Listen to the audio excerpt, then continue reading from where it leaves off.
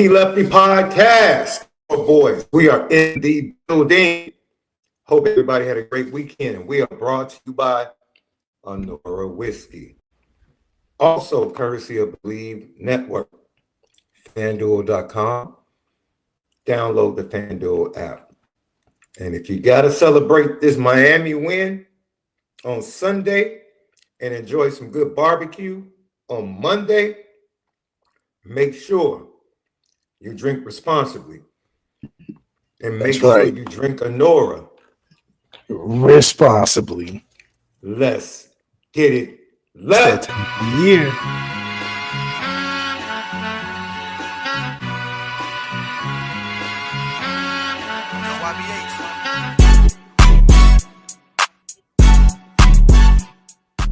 Lucky Lefty Podcast.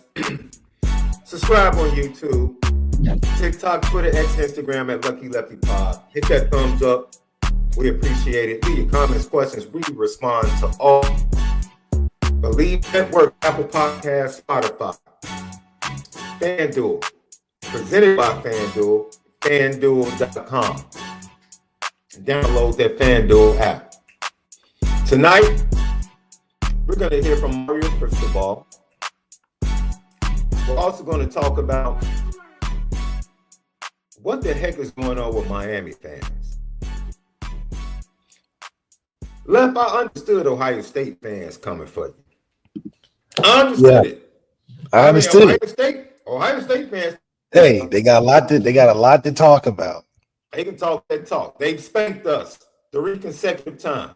3 consecutive times. We can't say anything to them. Really. Penn State fans, come on. Really? Penn State fans, be quiet. Yeah. Literally, the loudest fans this entire offseason have been Penn State and Miami fans. Yeah. And I cannot for the life of me figure out why. Why? What happened? Figure out why, Left. What happened when no football was played that got y'all feeling like this? No football has taken place. We were the last team on the field of college football. And somehow, after that game, leading up to 6 days before our game, Miami somehow is this national championship competitor. What happened when no football was played that got Miami fans feeling like this? You're right. I mean, it's almost disrespectful because they're calling us delusional. They saying just because they went to a championship, they think they Georgia. Well, guess what? We beat Georgia to get there. So yeah, we're feeling away. We beat Georgia when it mattered. Not like Alabama did early in the season and shocked everybody. No. We beat them when it sent them home. So yeah, we feeling away. But Miami, what are y'all talking about? Y'all had the number 1 pick quarterback in the draft and didn't make the playoffs. And somehow y'all got that much better with a quarterback that you're saying is what? What are you saying about Carson Beck? So come on, man. Come on, guys. It's football season because they're getting delusional.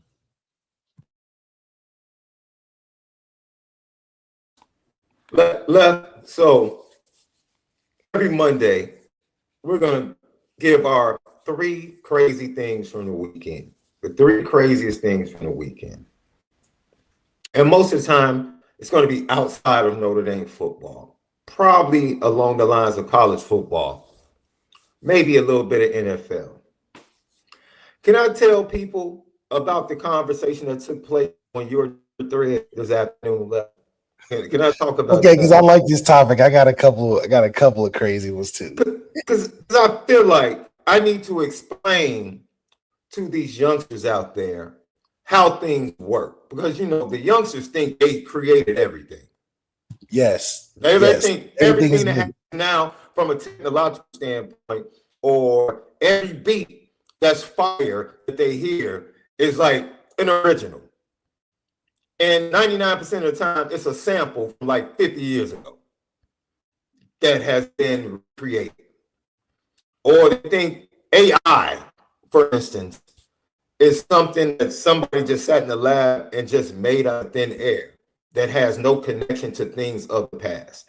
It's really just crazy how they think. So this young man I won't say his name. Left literally list the game plan offensively. He tweets it out. This is the game plan against Miami. It's the game plan. This is what we need to do. A Miami fan quotes it as he says. I'll use his word. He quotes it and types in the code, quote, "These Notre Dame fans act like they've done something. They make one national championship game and they think they're doing something." And on and on and on, and goes on a rant about Notre Dame not winning anything in however many years. The quote had nothing to do with your post. Absolutely nothing, Left. So then he says, he gets into an argument with me because I replied to you, Left, and say, dude, don't even respond to the goofs. Don't just ignore them. They're going to be out all week. You already know what it is. He then responds to me, Left. He tries to educate me on how social media works. It says there was no conversation. I quoted him. So therefore, that's not a conversation. So I had to explain to him. Let me explain to anybody else, because I have to explain this to people several times. Social media is a choice. Yes, it's a public forum. And you can reply to whomever, you can say whatever. But be ready for the smoke when you jump into somebody else's thread or comments, because you're not invited. If I'm standing in public talking loudly, you can respond to me. But just because I was talking loudly, that doesn't mean I was inviting you into my conversation. I'm sharing my thoughts. This is the thing. The quote button, literally, this goes back to the creators. The quote button came from how conversations used to take place. So I'll just give you an example. Left, say something. Just make a statement. Make a LeBron statement. Just make a short LeBron statement right now. LeBron is the GOAT, for sure. LeBron is the GOAT. Do you see what I did there, Left? I quoted you, right? Yes. I quoted you. Yes. But I quoted you to now respond to your quote. It happens all the time in barbershops. It happens all the time in barbecues. Someone said something, the person in response will quote what he said either out of amazement, disbelief, or whatever. To let you know they caught it. They caught it. Yeah, they caught what you said. Yes. So that is the beginning of my response, which is once I respond, it is now it's a conversation. Now it's a conversation. Because you're not reiterating to not respond. Thank you. This is what the goof couldn't understand. So you randomly was just quoting and responding, even though your response had zero to do with the context of his thread. That's right. But he tries to explain to me the difference between a reply and a response and a quote. Dude. Spare me the semantics, genius, man. Spare me the semantics. Thank you. Because they think they're smarter than everybody. Then he calls us old heads.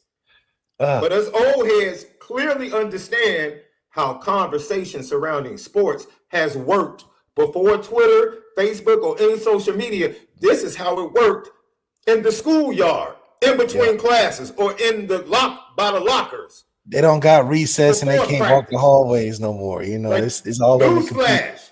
All of these conversations that are happening publicly on social media now, they took place in the barbershop, on the baseball field, at the lockers, in between classes, outside for lunch. They always took place. Social media didn't create the foundation for how conversations surrounding sports took place.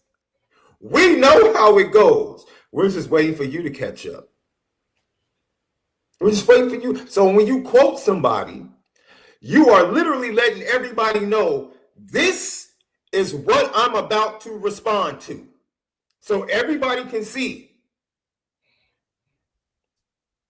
Miami fans, they're goofs. Notre Dame fans, I forewarned you. Don't even indulge. I have another one left. Can I go to our TikTok feed? Go to our TikTok feed at Lucky Lefty Pod. Today's post was Reggie Brooks and MALIK discussing how the offensive line looks very good and cohesive coming out of camp, and how they're going to set the tone down in Miami. A Miami fan responds. He disagrees. I have a problem with that because other Miami fans disagree. But then he goes on to tell me that the Miami offensive line is better. No, first of all, he said, we'll see what they do after facing a team other than their own team. And I said, oh, you mean a team that's been a top 5 defense for the last 2 years? Yeah, that's what they've been working against every day in practice. He then goes on to say, Notre Dame's defense or their defensive line is nowhere near as talented as Miami's defensive line. Bookmark that, left, because that's going to be our first topic. The perception in this game. And so I let him get that off. Then he says, we're returning 4 starters on the offensive line. Our offensive line is better than your offensive line. I said, okay, we're returning 4 starters as well. He says, you don't even know your own team. I know your team better than you. And proceeds to put, no lie, proceeds to put Joe Otting and Will Black in the starting offensive line group for Notre Dame. And tells me I don't know what I'm talking about. Tells me Will Black is the starting left tackle and Joe Otting is the starting guard. Even if they was, they still be in trouble. This is what he tells me. Yeah. I know your team better than you know your team. And I said, Goof, the starting offensive line against Texas A&M last year was Anthony Knapp, Pilton, Craig, Schrouf, and Wagner. 4 of those 5 gentlemen are back.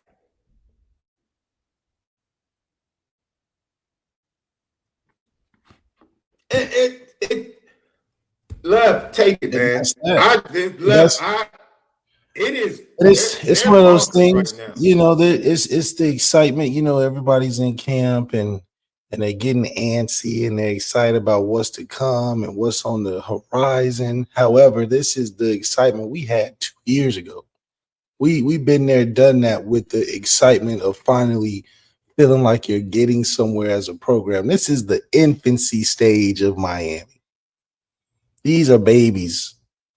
They don't know what success is like at a high level or a consistent level to even be this excited about going against a team that's established. You guys didn't make the playoffs last year. Let's just simmer down for a second. Let's just simmer down, Miami fans. You literally won. Maybe it's just underwhelming. I look at Miami fans like mod pizza.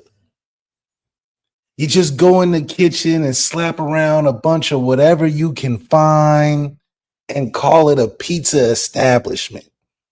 You're not a pizza establishment. Just because you can grab a transfer from over here, over there, throw it on a pizza, throw some pesto on it, throw some barbecue. So, you know, they try anything. That's what you have when you're just reaching in the kitchen counter.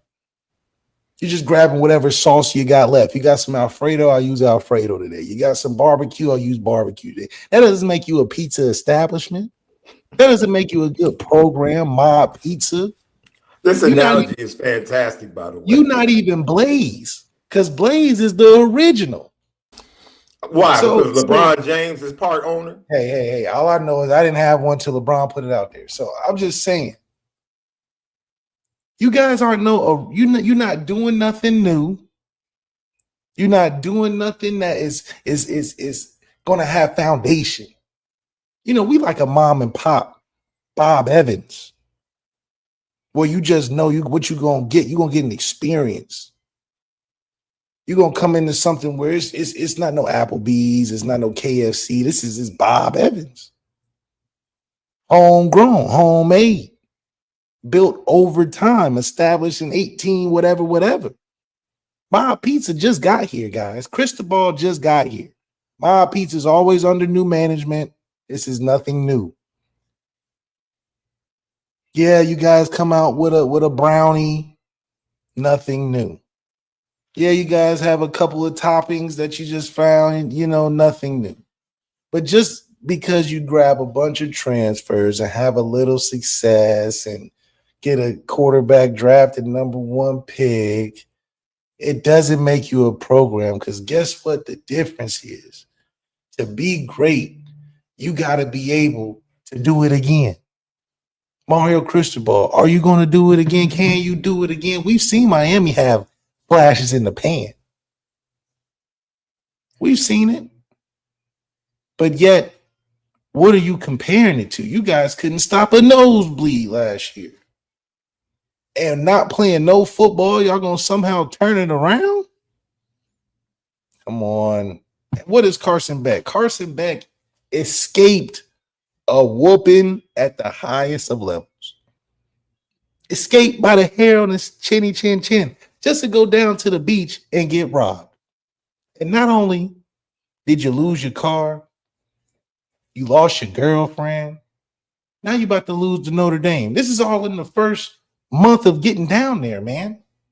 So what are we really saying about Carson Beck? He has off the field issues that are bigger than, well, not bigger than what he's going to face on Saturday or Sunday. But what is he going to do? You telling me he's better than Cam Ward? You telling me he's going to go down there and kill it bigger than Cam Ward? I don't think so. Because once again, Miami has to be able to play at all facets.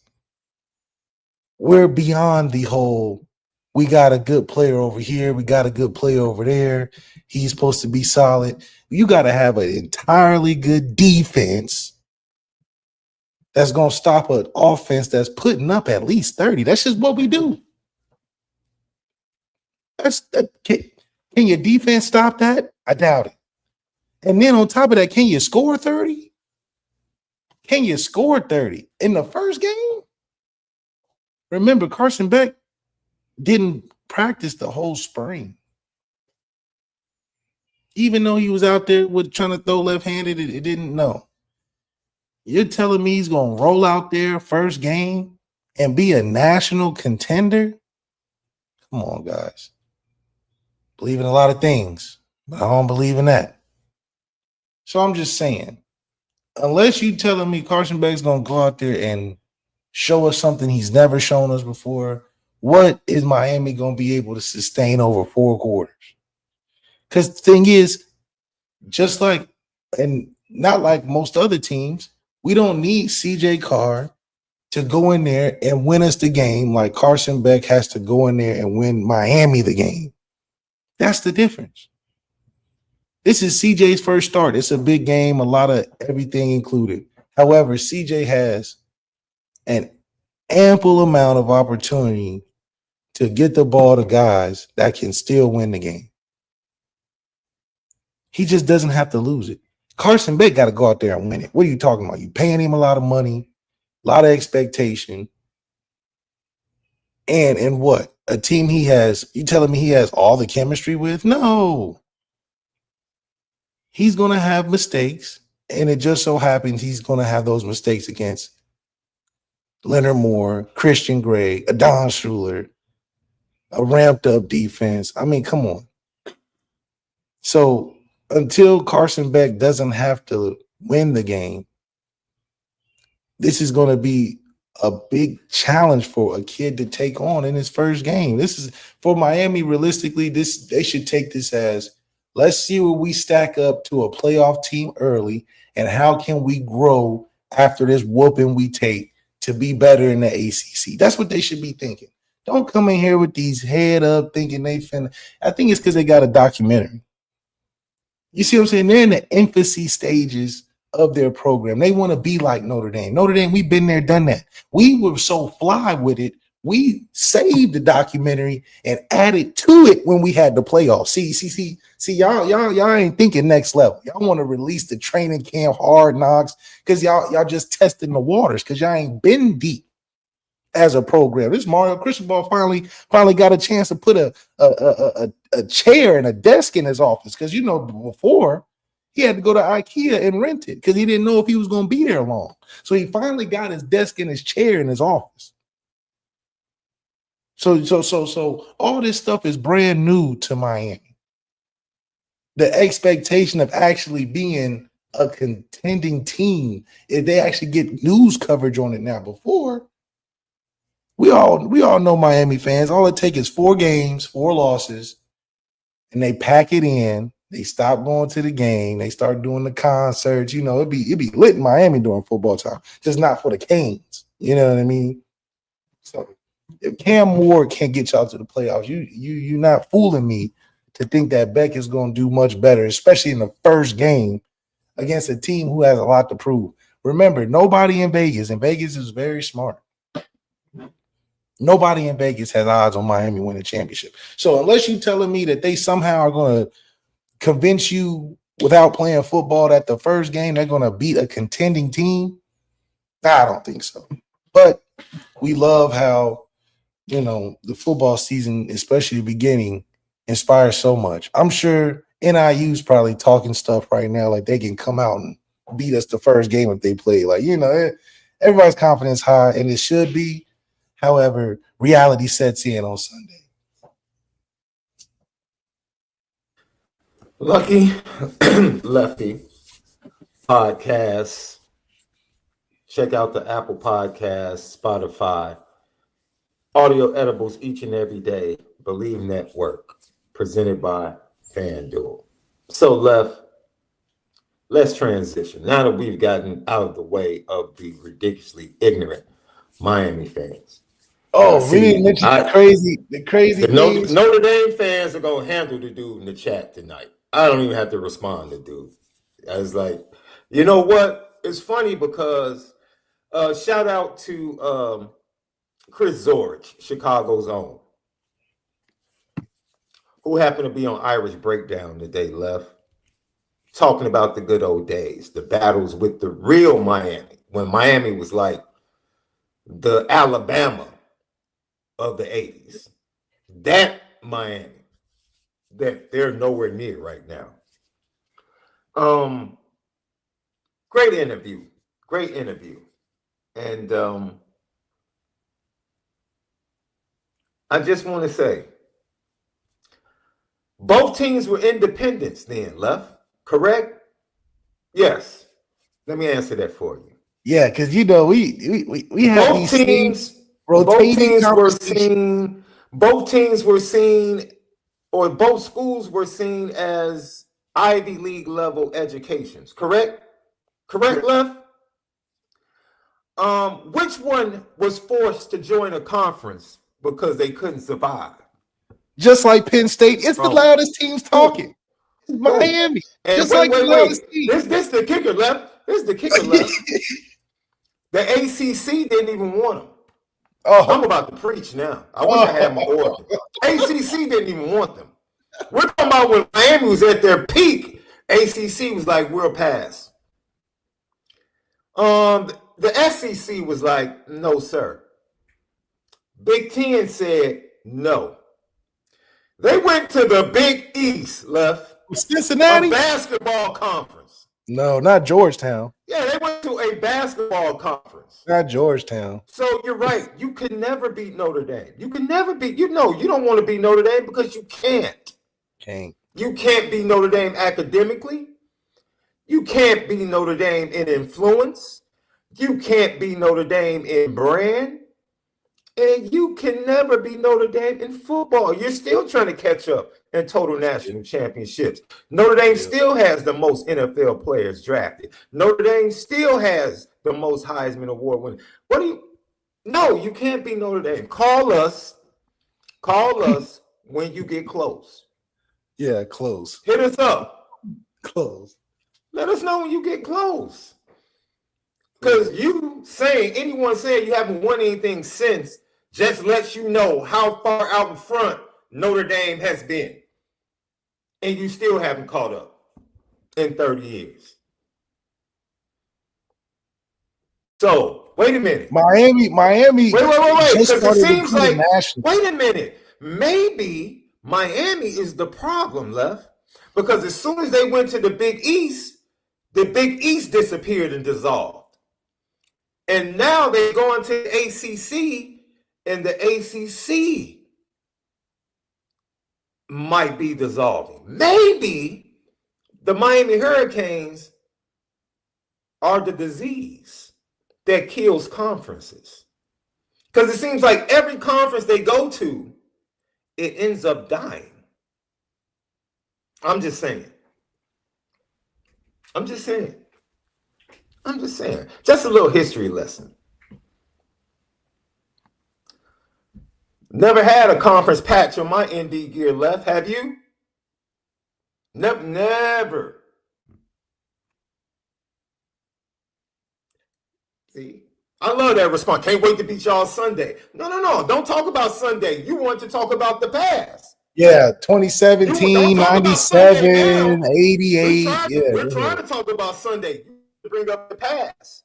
So I'm going to school you on the past. Let's talk about the past. Let's get to it. Let's talk about the past. You're a conference disease. You have been. Always have been. Always these little brothers. Always these. And I can't wait to come back. I can't wait to come back Monday. Please join us on Monday.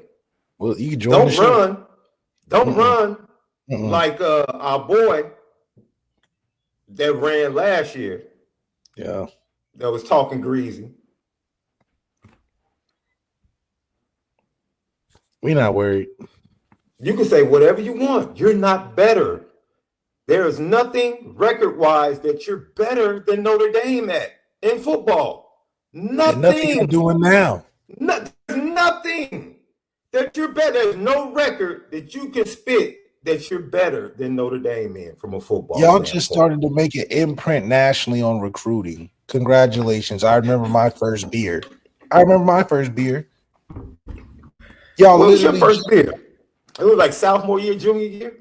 Yeah, like, college and all that. But I'm saying though, it's like y'all getting the goosebumps of the first date. Y'all like, oh man, this the one. Y'all think Cristobal is Marcus Freeman. He's not.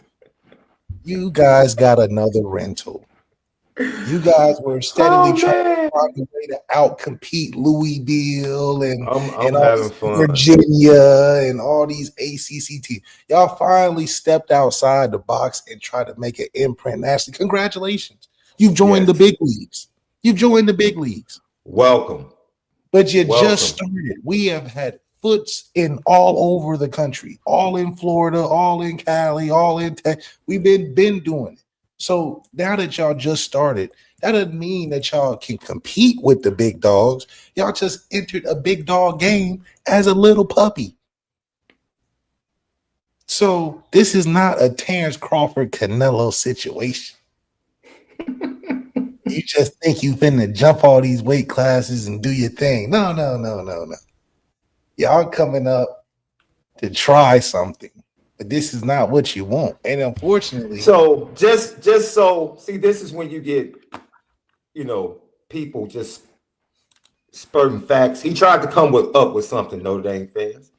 He said, we own the record with wins between Miami and Notre Dame. What the hell are you talking about? I'm pulled it up. Notre Dame, Miami have played 26 times. 8 wins for Miami, 18 for Notre Dame. No, you do your research. You go do your research. Hit Google. Dog. Stop. I'm trying to help you. There is nothing from a football standpoint. Looking over the longevity and bird's eye view. We can talk right now. There is nothing comparative. You're the little wankster. We're 50 Cent. Yeah. You're the wankster. We're 50 Cent. That's just it. Lucky Lefty podcast. Let's move on, Left. Just having fun. Welcome you. We welcome you, bro. As always, you're more than welcome to join the show anytime, Josh T. Just having some fun with you. Just joshing with you. Pun intended. Just joshing with you.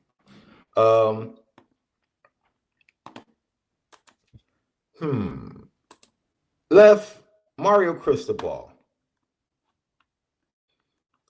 met with the media today, and this is what he had to say. I'm sorry. We'll get to that one shortly because I know you have some things to say about Reese Davis and what he said recently. But this is what Mario Cristobal said. A lot of notes, certainly. That's why I like to have this area kind of clear with all the notes we have on these guys. It's an excellent football team, right? They got to the national championship, and the way they got there was probably the most impressive thing because the resilience needed to overcome an early season loss like they did and go on, I believe, a 10-week, 12-week winning spree is impressive. And they did it with physicality, playing violent football, playing team football, but they have dynamic players everywhere. And they've made people pay the price. They play great complementary football. They lead the country in forcing turnovers. They lead the country in block kicks. And their conversion rate off of those turnovers and blocks have been off the charts. They are just, they're loaded with experience, big jumbo athletes, physical guys up front on both sides of the ball. They returned 11 starters, and the portal guys they got were starters at other places. So in terms of game one, what to expect, you prepare your players to play within your system as best you can, and you dig deep into the stops of their coordinators, where they've been, right? They had to change at the coordinator spot, but they've had great success there.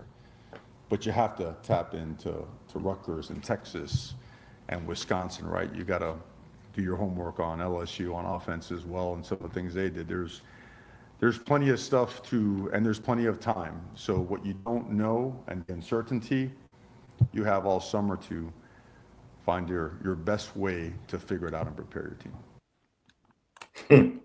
Man, if you don't go ahead, Left. Go ahead, Left. Go ahead. I'm gonna let you go. Like I said, this is a guy that's trying to let you guys, especially you Miami fans, down real easy. He's telling you, he's like, look, this team has a lot.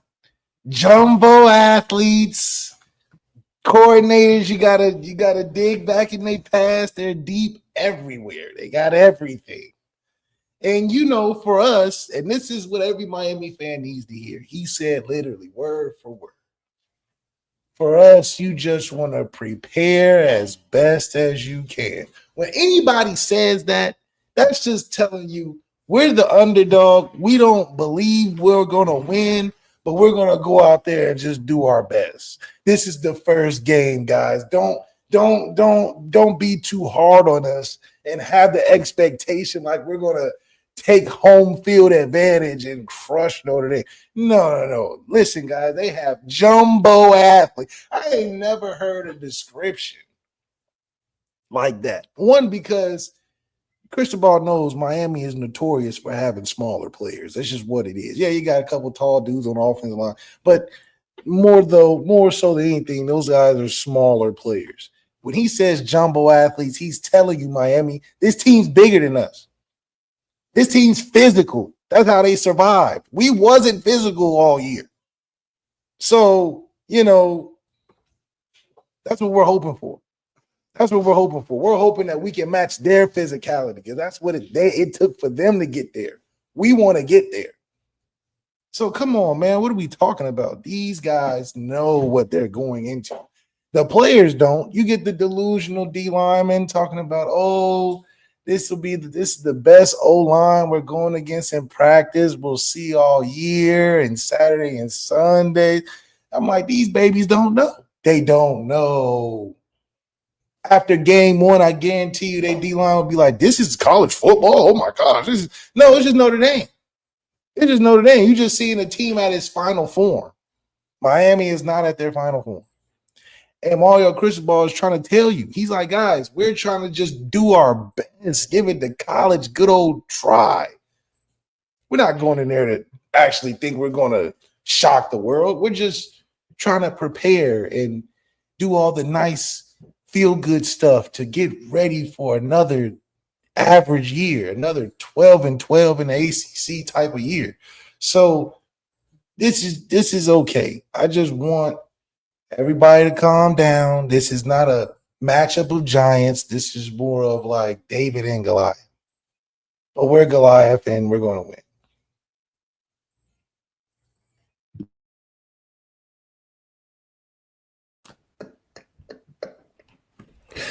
Hey, come to Lucky Lefty. Left will be here all week. Hey, and bunch of the Miami fans. Left will be talking trash all week. So if you want to come on here and fire at him, hey, fire at him. I'm just saying, he'll be talking trash all week. He's not going. Mario Cristobal finally doesn't have to uproot his family after jumping from state to state, team to team, country to countryside. He finally can tell his real estate agent, maybe we can chill for just one more year. Maybe we don't have to just sell just as soon as we bought it. That means he's finally getting comfortable. Marcus Freeman is shooting commercials, baby. And see, this is my problem, Lev. When I listen to Mario Cristobal, and as I watch him over the years, he's not believable to me. Or should I say he is a press conference front runner. And what I mean like about that, see, when he smacked, you remember when they went to Florida and smacked Florida? And he went to the press conference, was like, we're about to own Florida. We're about to dominate Florida. We was all that. About to do that. The bravado. Right? You remember all of that? You remember all of that? And then at the end of the year, when they get smacked by Georgia Tech, they lose in the bowl game, then he was real humble. No. Be the same. That's one thing I can say about Marcus Freeman. Win, lose, draw, he's going to be the same. He's going to talk the same talk. Mario Cristobal totally changes depending on the situation. They win big, that chest is going to be sticking out. It's going to be sticking out. All of a sudden, things go the other direction. The U is back. Now bringing back all the players. Yeah, Michael Irvin doing the worm on the sideline. Yeah, now he's fading to black. See, this is the first problem with what he said. Yes, they lost, and it was impressive because after the early loss, they were resilient.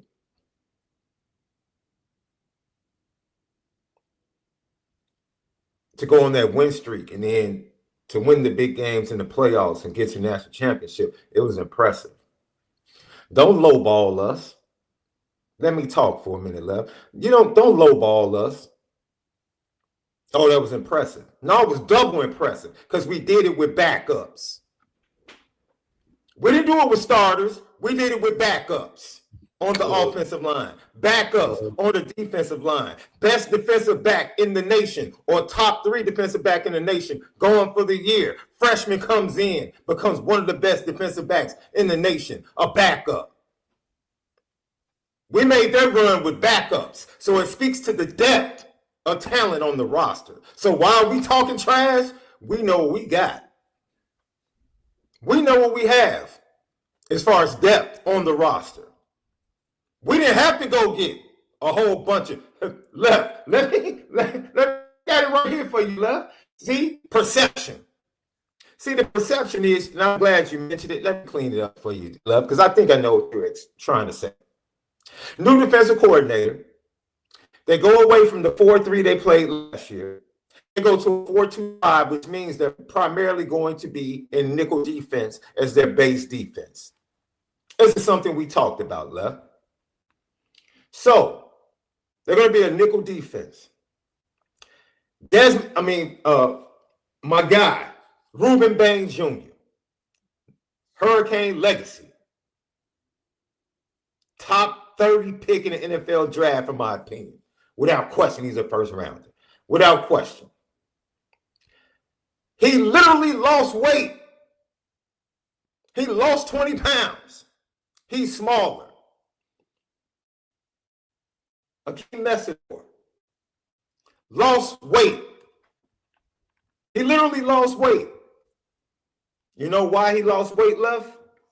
Because the defensive coordinator wanted them to be a faster team.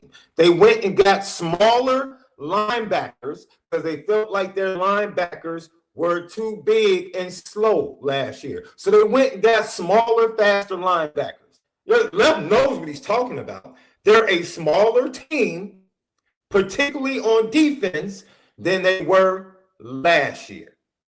And last year they couldn't stop a cold. Now, all that strong and all that. Let's talk about perception, right? Let's talk about that defensive line, Left. Let's talk about that defensive line, right? Mess it or bang, it's going to be a long day. But did we just go through that with the Texas A&M defensive line on the road last year? We had Abdul Carter. That Texas A&M had 3 players off that defensive line go in the top 2 rounds in the NFL draft, right? Yeah. That was a talented defensive line on the road. Okay, that's fine. That's fine. Your defensive ends are a problem. It's going to be a tough task. After that, though, I look at this. David Bleav, transfer.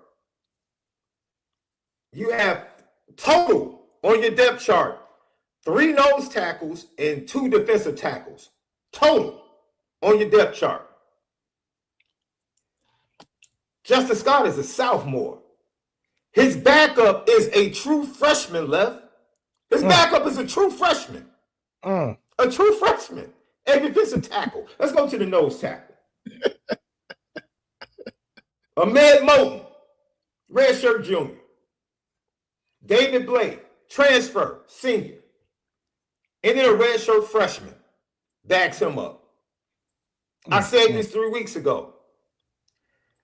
You have a problem when you don't have interior defensive line talent and you're trying to stop Notre Dame running the ball. You got a problem.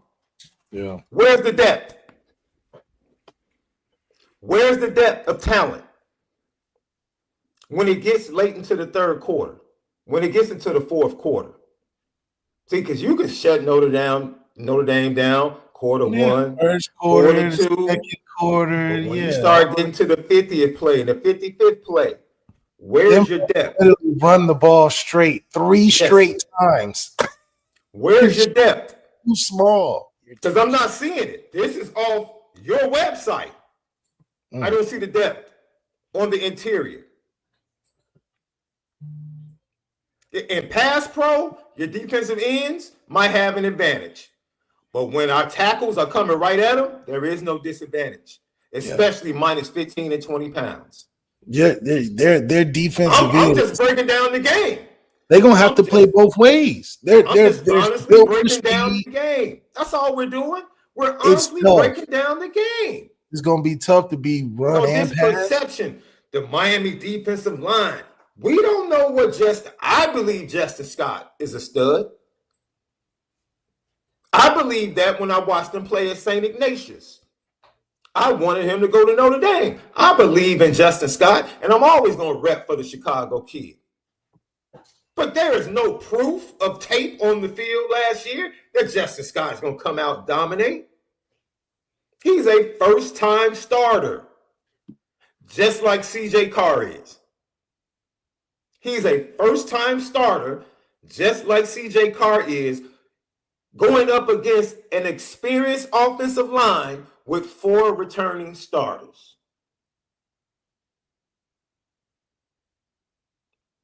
Let's talk about it. Let's literally talk about the game. Let's talk about the game.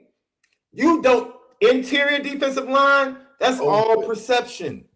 You have no depth. You have no clue what David Bleav is going to give you. He's a transfer.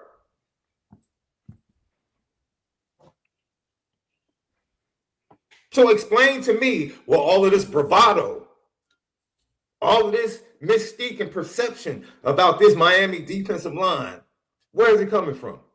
From a proof standpoint. I understand the pass rush. I understand Messidor and Bain. But Notre Dame's not going to be passing the ball 40 times. They're going to have to stop the run. They're going to have to anchor down and stop the run. And then know off a play action if it's a run or a pass. It's like they're going to have to that play part. Game. I did go deep on this roster. This roster is really orange. It's really orange. And the orange is a symbol of transfers. Left. In their top 22 players, take a guess how many transfers they have in their top 22 11. players. All right, 11. That's a darn good guess, Left. That's a darn good guess. It's actually 9. 9 of their top 22 players on defense just got there. They're talking like they recruited some kids, they've been sitting, they've been developing, and now it's their time. They have 9 players that transferred in their top 2. 9. So where's this perception of this all-world, we know Miami defense is going to be elite? Where is it coming from? You have a brand new defensive coordinator. We know, Left, can we not talk about the early struggles with Al Golden as a defensive coordinator? Talk about it. Making the wrong call at the wrong time, players not doing what they're supposed to do, or getting the right call, or doing the right thing, or being in the right place. Do Notre Dame, Miami fans think their first game is about to be sweet defensively with a brand new? Yeah, that's what I'm saying. Do they think it's going to be sweet? I don't know. I don't know. That's typically not how it happens. They have too many unknown big questions going into a game where against a team that's established. Like, we already know what we got. We know what we're going to do, and we know they can't stop it. So it's just like you guys are going off of strictly hope and media hype and a couple documentaries and some interviews, but y'all can't talk the actual between the lines. Come on, guys. Like, Cristobal's trying to tell you. Cristobal's trying to tell you. Cristobal is literally saying, hey, guys, this team is impressive that we're playing. Not only did they lose and win 14 straight, but they got big dudes too. We just trying to be, our ACC good. We lost everything that we could have had a potential with last year. You had the number 1 pick in the draft and didn't get to the playoffs. So we're not going to act like we're just transformed into this team that's going to whoop up on Notre Dame first game. It's just not going to happen. And I think a lot of it too comes to the fact of, like you said, a lot of teams in the country go on schemes and gimmicks. Like, they do one thing pretty well. But not only do what we do well is run the ball, but you got a bunch of characters behind that. I mean, that's just the whole game plan and a week of game planning alone. How you going to stop Jeremiah Love? How you going to stop the backs out the backfield?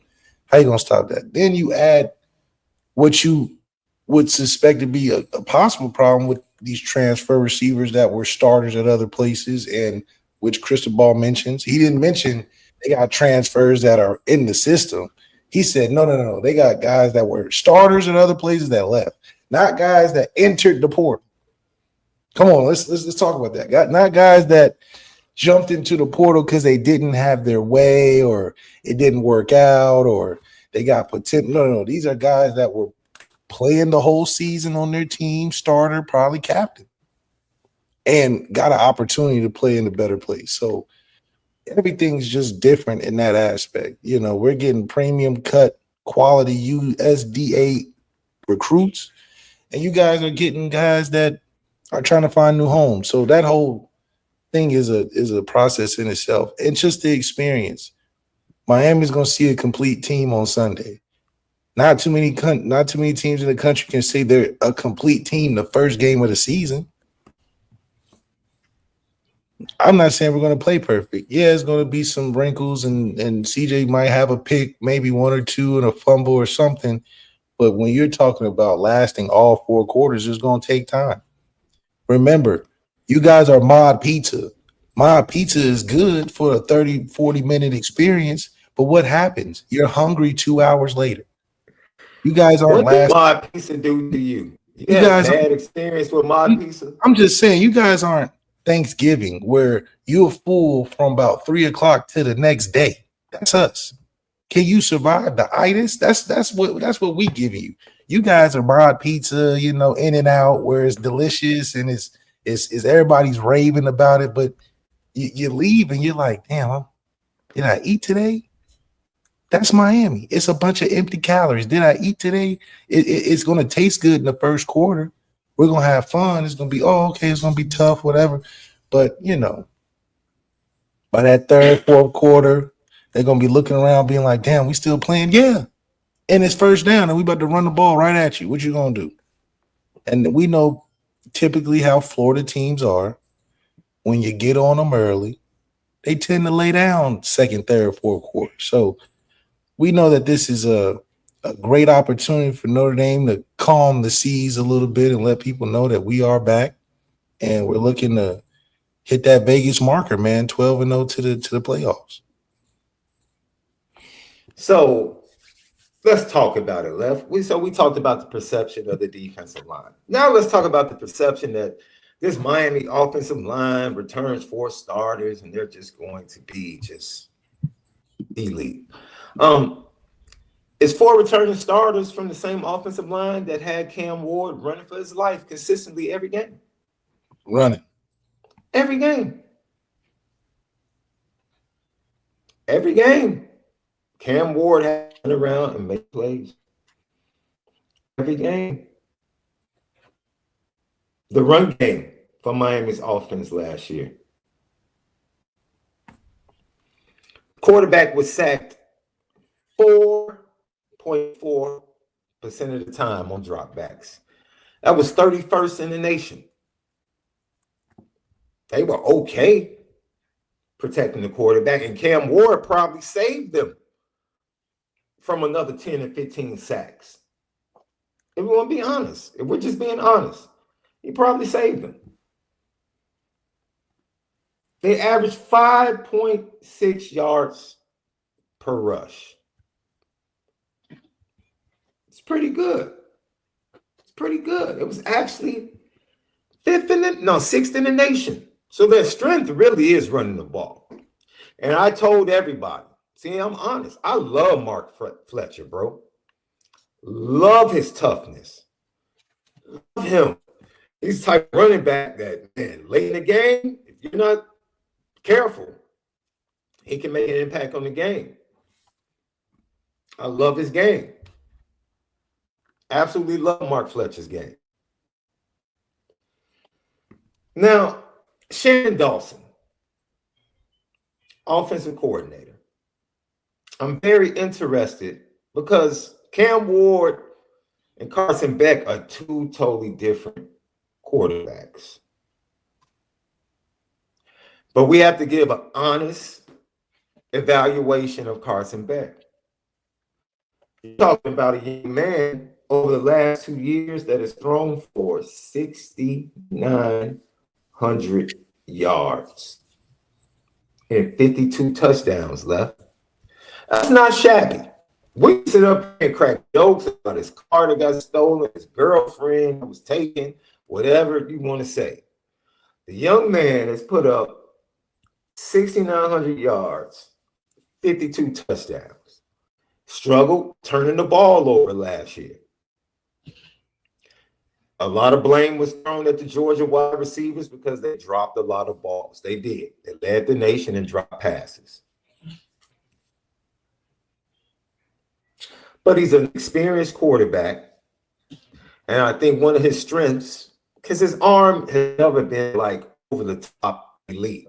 Definitely doesn't have the same physical tools that a Cam Ward had last year. I do think pre-snap, he is pretty good when he knows what he sees.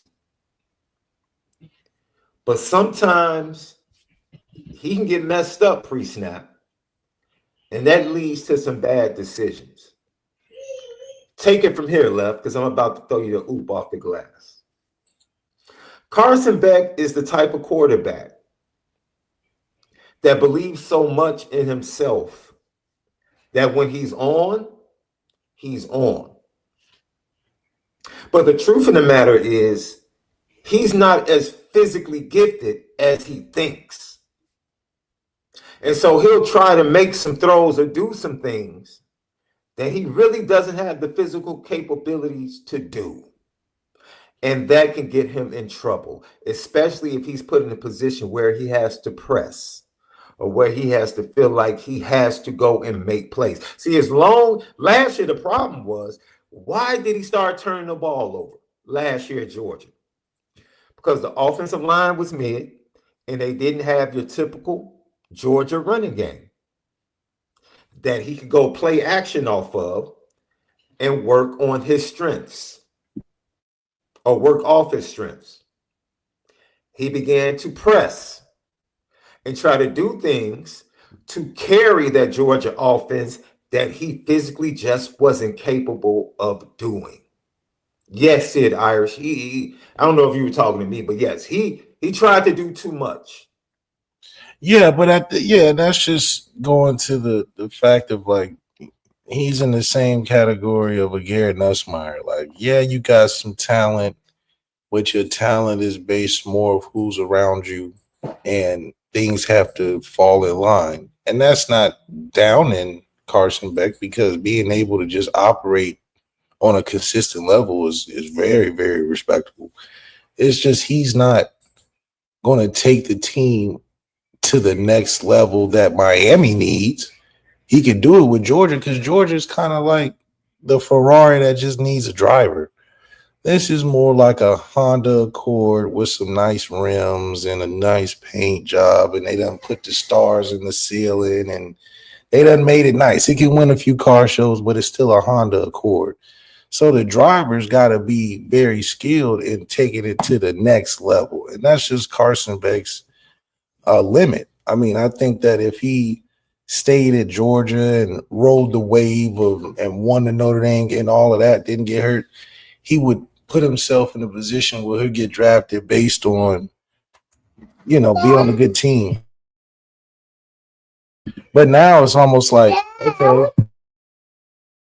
Well, what do you do? Do you think that he's not the Cam Ward talent level where he can make up for the lack of?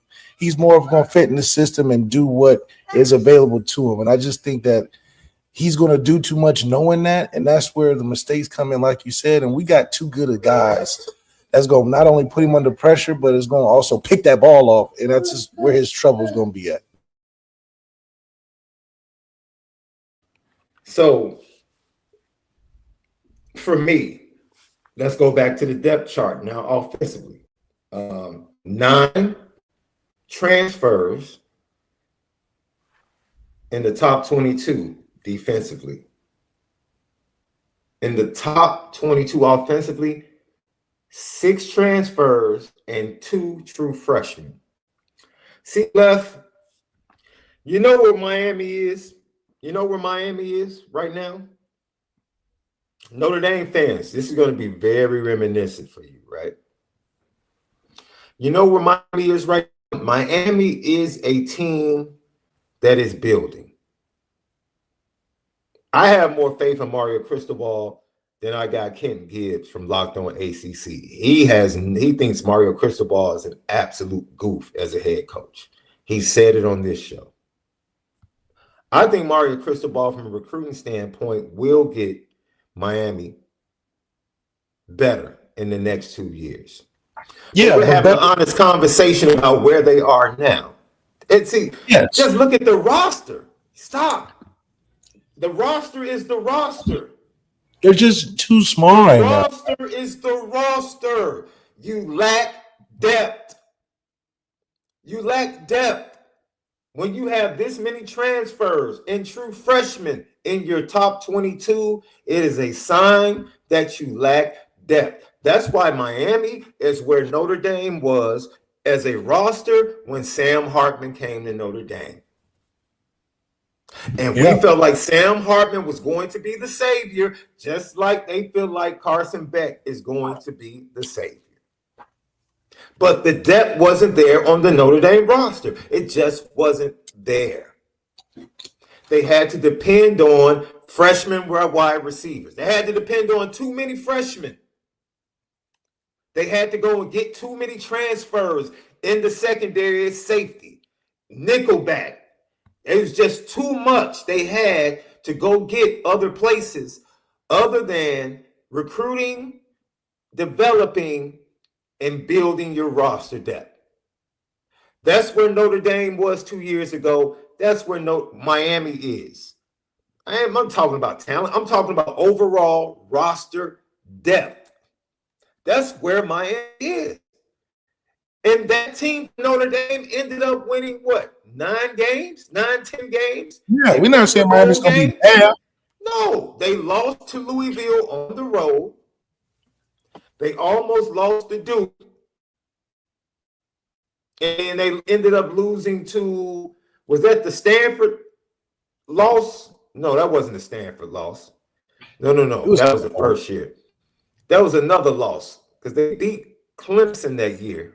But no, I'm bugging. They lost to Clemson at Clemson with Sam Hartman.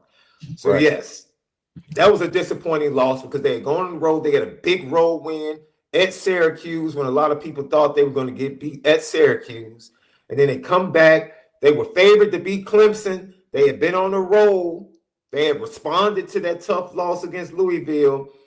And then Sam Hartman just wets the bed at Clemson. He misses the early touchdown they should have had. Yeah, he just wasn't. Gino was ripping him on the sideline. Then he throws the pick six to put them up like 17 something before Notre Dame tries to come back and make it close. That's where I'm just looking at the roster. I'm not hating.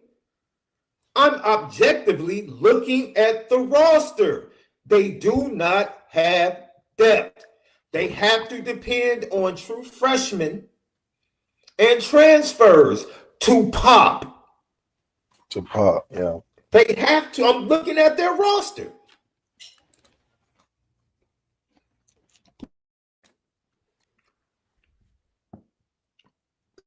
Miami is trying to get to, from a roster standpoint, they're trying to get to where Notre Dame is now from a depth standpoint, where the freshmen that are impressive, Dom Hulak, Christopher Burgess, Elijah Burris, Jerome Bettis Jr.,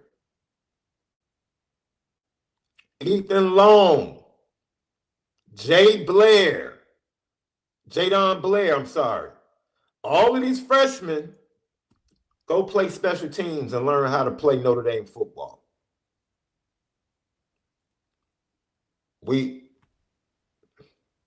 Early in the season, we're not going to need you. We're good. I'm looking at the defensive line. 1, 2, 3, 4, 5, 6, 7, 8, 9, 10, 11, 12, 13 defensive linemen on the roster left. 13. That's a lot. How many defensive linemen did Chris Ash say he had? 22. 22, yeah. Miami has 13 defensive linemen total. Chris Ash said this is the deepest and most talented defensive team I've coached since the championship team I coached at Ohio State. The man has 22 defensive linemen. Come on, man. I'm just being objective and looking at the roster. It's not hate. It's objectivity. I'm not going by perceptions. I'm not going by, oh, this guy's going to be a first-round pick and this guy's this. I'm looking at the rosters.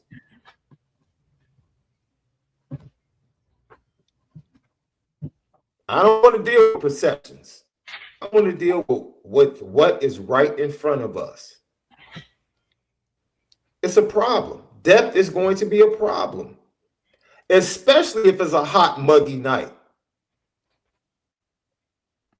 Depth is going to be a problem. And that's the biggest thing, is that Notre Dame's biggest advantage and why we stayed so healthy and got through the whole season was because we had 1As and 1Bs. Guys that were not taking away from the production that came into the game, that were true starters at the beginning of the season. They became starters throughout the season. And now that's just another year experience with healthy guys coming back. That's how you build a long-standing roster. And so it's not that Miami's top 22 can't compete.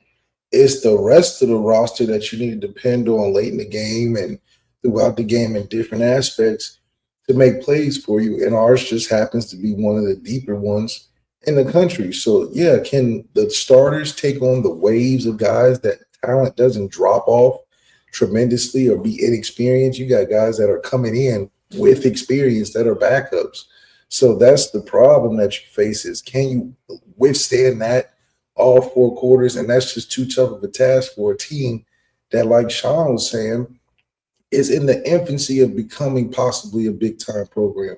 They struck success with individual players, but when you think of it from the bigger landscape, you're really dealing with a team that is excited about their first unit. But what Marcus Freeman has made the phenomenal insight in the change of perspective is that he has 1As, 1Bs. So, yeah, the depth adds over time because the guys that weren't even supposed to start have gained that experience. So can Miami's twos take on the twos that play like ones for Notre Dame, and then the ones come back in? That's something that you deal with over the course of the game that becomes a problem. And for a team that couldn't even win the Pastry Bowl last year, and then you're filling the team up with guys from all over the place, and you're going to roll out first game and do what? Get exhausted?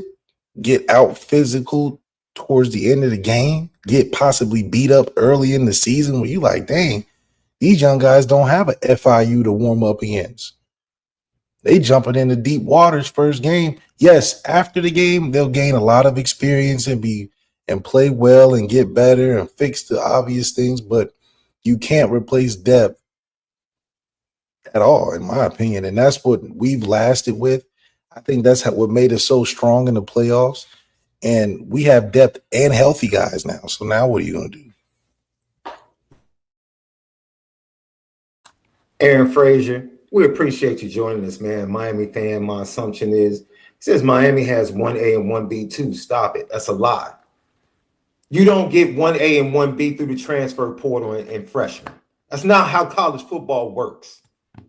1As and 1Bs happen when you have people developed in the system and your top 22 is 80% your guys that you evaluated, recruited, brought in, developed, and sophomore year, they're ready to go. When you have transfers and freshmen taking up 40% of your top 2, that's not 1A and 1B.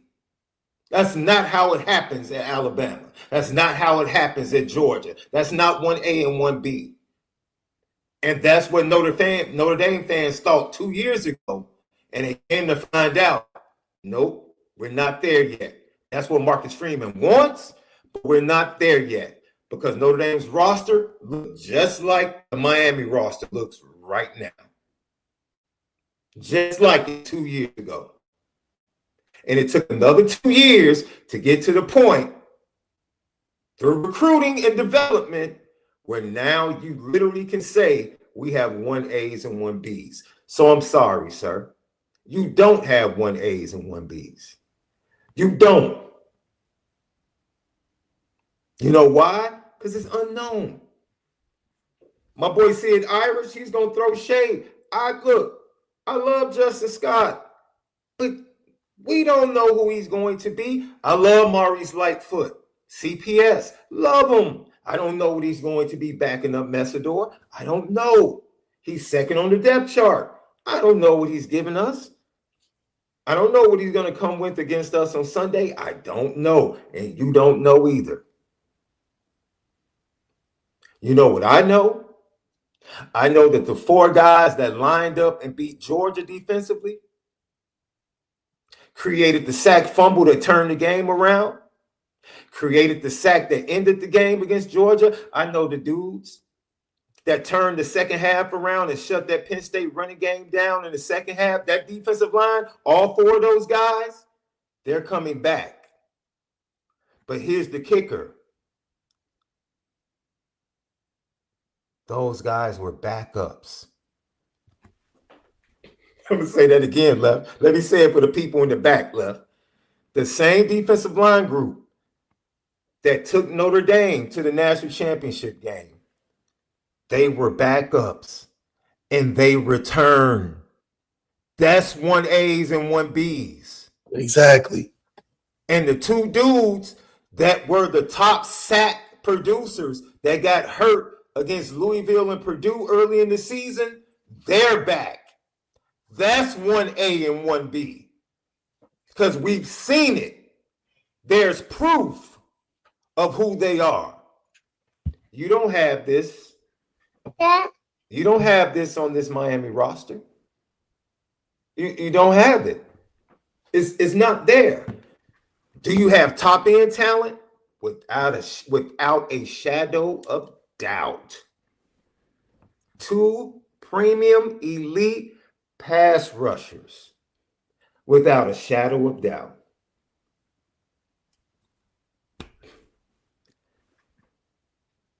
Didn't you struggle against the pass last year? Despite having those elite pass rushers, you still struggled against the pass, and your secondary was weak. Your secondary, literally, because you play a 4-2-5, so you're primarily in nickel. The Miami secondary literally has half of its top 2 the transfer portal. Half. That's not 1A and 1B, man. That's not 1A or 1B. You don't know what you're going to get. You don't. This is objective conversation. Yeah, and that's objective conversation that you can't refute. There's nothing you can say, yeah, you're right. No. Even Josh T said, yes, y'all have the depth. He admitted it. Yes. But that matters. Yeah, that matters. That's all we're pointing out. So we can stop all this perception. Yeah, let's stop all the hype. Cut going on about this. No, you're good on the edges. You have really good pass rushers. You struggled to stop the run last year. You struggled with the secondary last year. You have transfers, and it's like being on let's make a deal. You don't know what's behind door number 1, door number 2, or door number 3 with these transfers. You have no clue. You'll see on August 31st. You don't know what's behind the door with these transfer linebackers that are smaller than the linebackers you had last year. You have no clue. But we'll see on August 31st, just like everybody else. Just like everybody else. We're going to get to your advantage. Miami does have an advantage in this game. We're going to get to it shortly. But this whole perception that the Miami roster is equal to and just as good as Notre Dame's roster, stop it. Stop it. We can get that argument, push that to the side.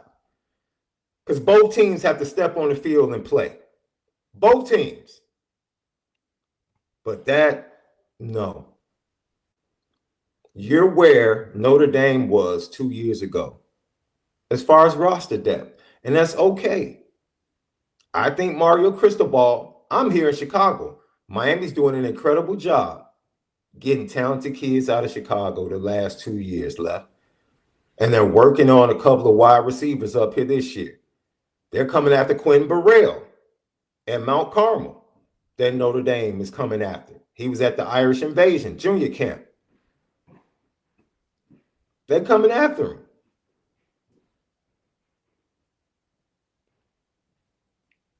I think Miami is in a really good spot. For the I think they're in ACC? a really good spot. For the I think they're in ACC? a really good spot to continue to build. And next year, I think what I'm looking at, they're youngsters, they're true freshmen, the sophomores. And if they're sophomores that are playing this year, mature and get better, next year, they're going to give Clemson all they can handle. Because Clemson will be with a new quarterback. They're still going to have those talented wide receivers, offensive line, but I think it's going to be a battle. That's next year. This year, the depth is just not there. It's just not. And that's just an honest conversation. That's all it is. Lucky Lefty Podcast. Subscribe on YouTube. Hit the thumbs up. It helps with the views. Leave your comments, questions. We respond to all. TikTok, Twitter, X, Instagram at Lucky Lefty Pod. Bleav Network, presented by FanDuel. Audio edibles over at Spotify, Apple Podcasts. Tap in with us. Join us tomorrow night. Join us tomorrow night at 6:30, ladies and gentlemen. We're going to have a great conversation. Tomorrow night at 6:30, we're going to have a great conversation because we're going to have none other. Left, when you're on the show, you're my favorite Notre Dame quarterback of all time. When you're not around, I have to tell the truth. You know, you're my brother. So if you're around and somebody says, who's your favorite Notre Dame quarterback? I'm like, hey, Malik ZAIRE. What are you talking about? It's not even close. Malik ZAIRE. But then it's like with Debo, when he leaves, you know, I can talk again. And I kind of tell the truth. Because my favorite all-time Notre Dame quarterback, without question, is going to be a guest right here on the Lucky Lefty Podcast tomorrow night. And it's none other than national championship quarterback, Notre Dame great, Tony Rice. Yes. He's going to join us. He's going to join us. Yeah, give it up. He's going to join us tomorrow night, 6:30, right here on the Lucky Lefty Podcast. You already know we're going to spin it different with him. We're going to talk about that rivalry, the 88 game, the 89 game. I want to talk to him about what it was like, because NIL is one thing now, Left, right? Yeah. I want to talk to him about how it felt, how it impacted him as a person to be a Prop 48 kid. For those of you that don't know, Prop 48 was a rule back then that if you did not academically qualify, you had to sit out as a freshman. It was in football, basketball, and I'll be honest, Left. I'll speak from a basketball standpoint. And this was before social media, so you read newspapers, magazines, and all of those type of things. From a college basketball standpoint, Prop 48 was very, a lot of people felt like it was racially driven. That was one of the big concerns with it because it was directly connected to standardized testing.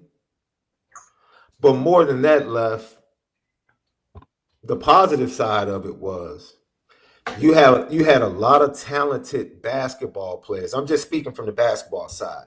So you would have like these top 50 basketball players. And like, let's say 30% of them didn't play as freshmen, but they could practice. They could practice, but they couldn't play. So they were still getting better.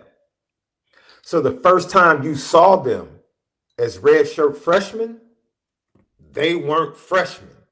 You know what I'm saying? So it really added to the depth of rosters in college basketball. So from that standpoint, a lot of people didn't mind it because the product definitely was much better. It was a much more mature product. However, like I said, the things that I pointed out that were concerns with people, it eventually evaporated because it was deemed to be unfair. And I just really want to get into that, because they tapped into it just a little bit on the Catholics versus convicts, ESPN 30 for 30. And I think later in the week, my boy Andre Brown, a close friend of mine, he was the wide receiver that caught that game, that last touchdown that led to the eventual 2-point try that failed by Miami.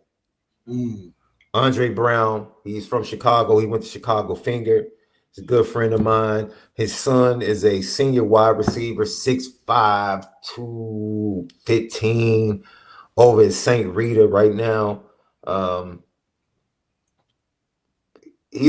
In my opinion, he could be a heck of a wide receiver, but he's a hell of a small forward. He's a hell of a small forward. He actually holds a Notre Dame offer in basketball. Doesn't hold one in football. So Andre Brown is going to join us later this week as well on Thursday. So we're going to have this Notre Dame rivalry covered on both ends. I want to get his standpoint on how he feels Mario Cristobal is progressing with the program. And it's going to be dope. So tap in with us all week here on Lucky Lefty Podcast, Bleav Network, presented by FanDuel.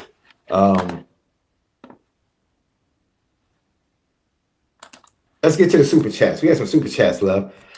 Nita Beta. What's up, Nita?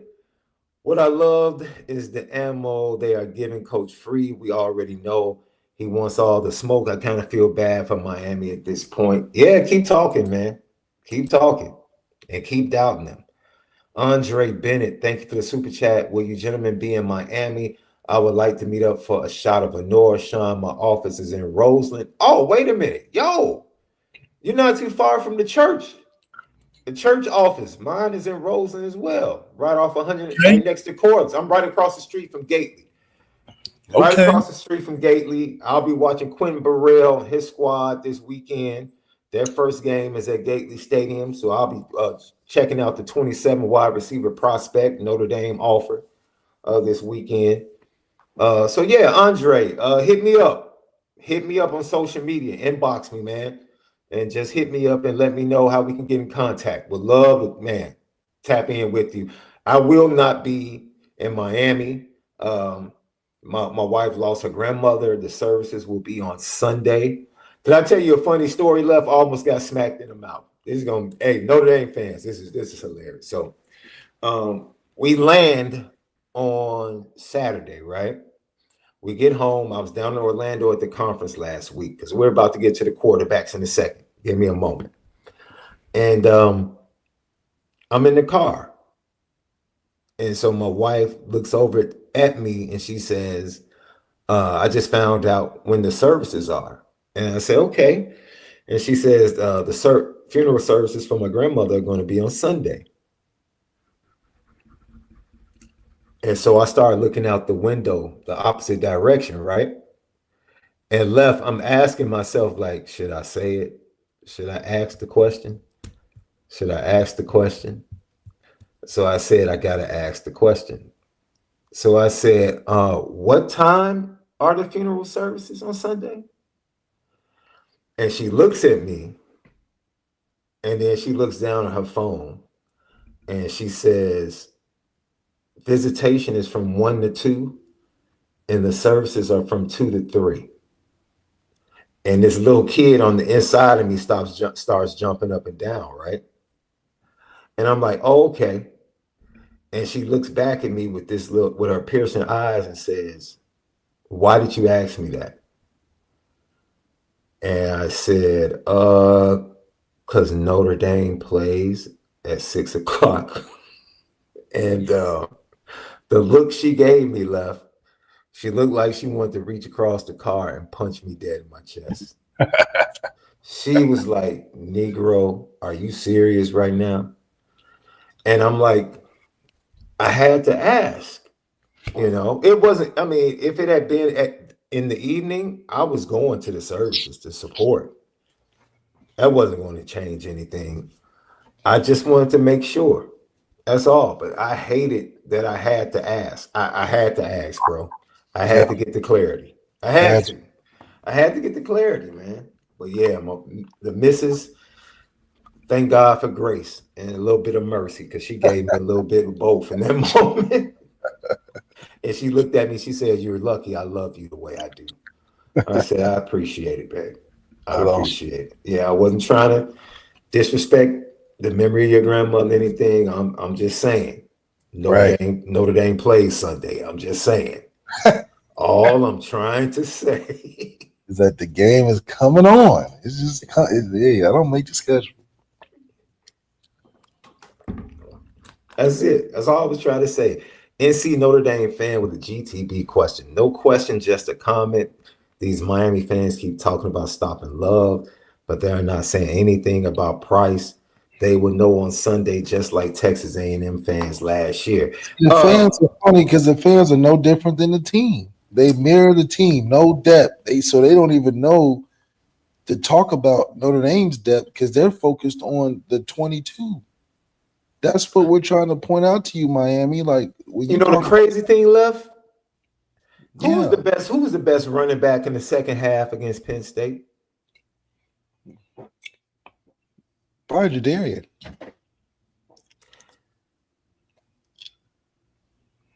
I'll see your Jadarian, and I'll raise you Aeneas Williams. Oh, Aeneas, because he had the Aeneas had the He had the sluggo. He had the run to get it down inside the 5. I ain't even talking about Aeneas. And people are not even talking about Aeneas. I mean, that's what I'm saying. It's like, isn't Jabron Payne back from his ACL that caused him to miss last year? Isn't that's what I'm saying. We just got. That's what I'm like. CJ has the easiest. But all they have to do is stop Love. That's all they have to do. CJ has the best job in the world. Just keep the ship going straight. Halsey03 says, would you prefer CJ to have a big game spreading the ball to all his wide receivers, or would you prefer one of the wide receivers to have a statement game with CJ? That's a good question, Halsey. That's a good question. If CJ just does his job, he can get the best of both worlds. He's going to have the numbers. We're going to win. And he's going to look like the right fit the whole time. If he just runs the plays then Brock calls, trust the guys that we've done all this recruiting and doing all this stuff with, and just does his job. CJ doesn't have to be some backyard Johnny Manziel, Kellen Moore remake. Yeah. Just be, I wouldn't even say a game manager. Just do your job, man. You won the hardest part of the season, which is getting the starting role. All you got to do is just do your job, man. I mean, it's no sweeter than that. If I'm Carson Beck, if I'm Cristobal, I'm telling Carson Beck, you got to win us the game. Because it's the truth. It's the truth. I think their game plan, look, I'm going to be honest. I'm going to be honest.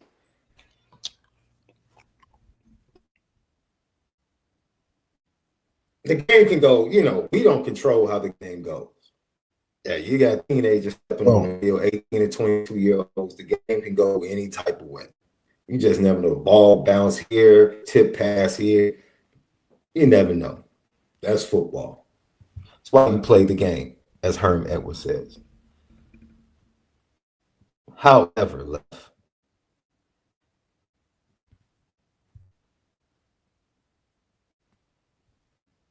What are we talking about?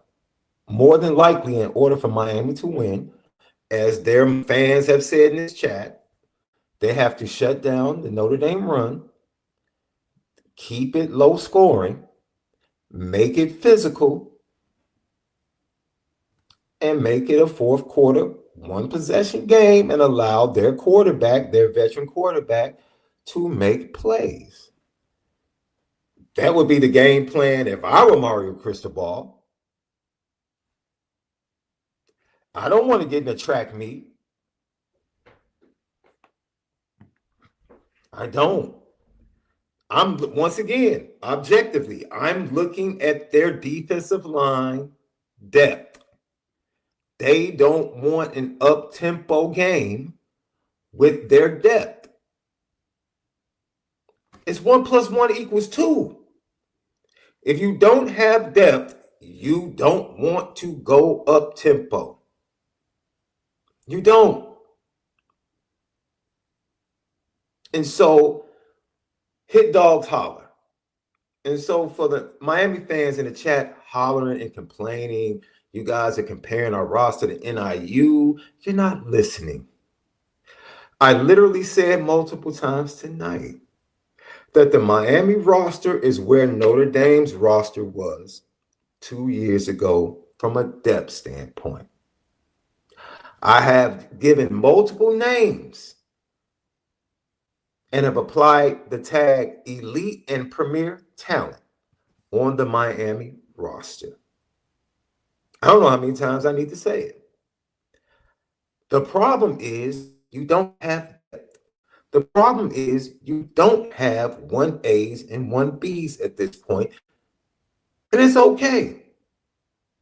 Because when Notre Dame was at that point, they were still able to beat a #1 Clemson. That's the way football goes. DJ Uiagalelei walked into Notre Dame Stadium against a team that had lost to Marshall and Stanford and got smacked. Did he not left? Notre Dame fans, did it not happen? Yeah. Drew Pine smacked Clemson at home. It happens. That's football, man. When they kick the ball off Sunday night, both teams can win the game. Both teams can win the game. That's football. However, if we're going to be objective, which is our job, that's my job, I look at the roster, I look at the stats I gave you, I talked about the ability of the Miami offensive line to run the ball and how successful they were last year. I believe that transfers to this year's offensive line. They struggled to protect the passer last year. I need to see it to believe it this year. I don't believe they're going to be able to protect Carson Beck. And that's going to be a problem with the depth of the Notre Dame defensive line. That's going to be a problem. I haven't even gotten to the wide receivers. You went out and got guys in the transfer portal at wide receiver. They're not even starting. What did Mario Cristobal say? Their transfers they went and got were starters elsewhere and impact players elsewhere. And guess what? They're going to be impact players for Notre Dame. Notre Dame already had Jordan Son, Greathouse, who put on a show the last 3 games of the regular season and in the playoffs. Put on a show. Targeted 60 times, 52 receptions, 600-something yards. They're coming back.